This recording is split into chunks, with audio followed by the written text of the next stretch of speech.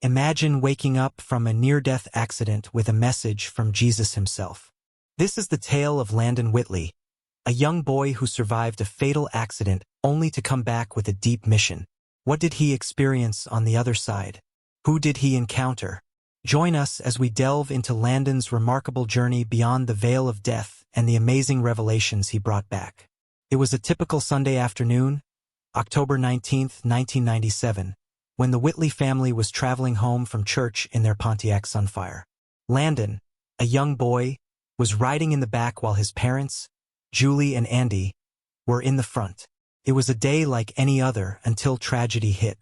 As they drove through an intersection, Julie recalls her husband suddenly yelling, but in the commotion, his words were forgotten. In a split second, everything was different. An ambulance racing through the intersection ran into their car. The collision was devastating. The accident left Landon's parents seriously hurt. Andy sadly did not make it, and Julie was left to endure the pain of losing her husband.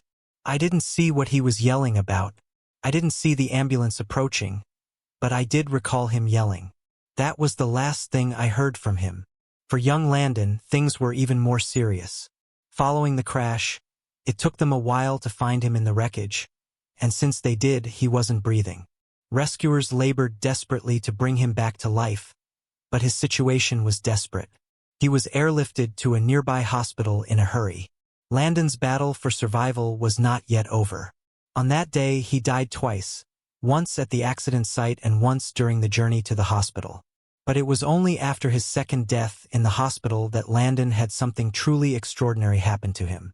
At only 8 years old, Landon Whitley witnessed something remarkable during those times when his life was on the line. He recalls feeling like he was in heaven every time that he died. He talks about experiencing golden streets, meeting Jesus, angels, his dad, and even 2 relatives whom he had never met before.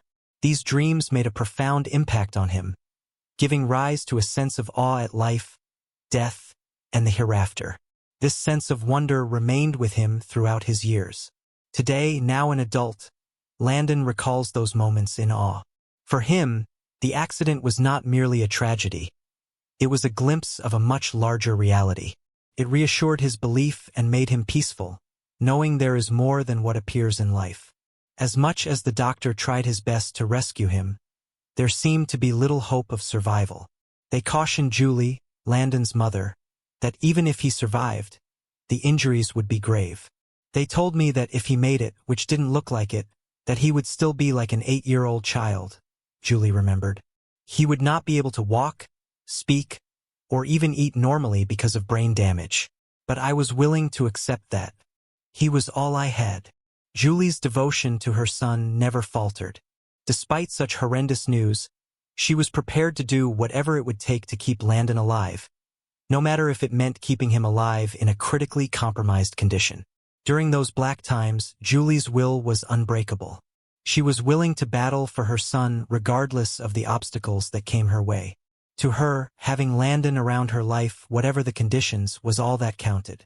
As Landon battled for his life, Julie endured the harsh reality of leaving her husband behind. At his burial, she struggled with anger and bewilderment toward God. I was so angry, shattered, and sitting at the funeral, I was cursing God. I had no idea why this was happening, she said. I couldn't comprehend why he didn't provide us with protection through angels. But with the very same breath, she prayed more fervently than ever before for Landon to live. Although she may never know for certain why her husband died and why her son lived so miraculously, she holds fast to what she believes. That faith and love can get us through even the most difficult times. Having sustained a severe head wound and been kept alive by machines, Landon awoke 2 weeks after the accident. Julie credits her prayers. To everyone's surprise, physicians found that he had no brain damage whatsoever. While Julie celebrated her son's recovery, she also had to endure the agonizing process of informing him of his father's death.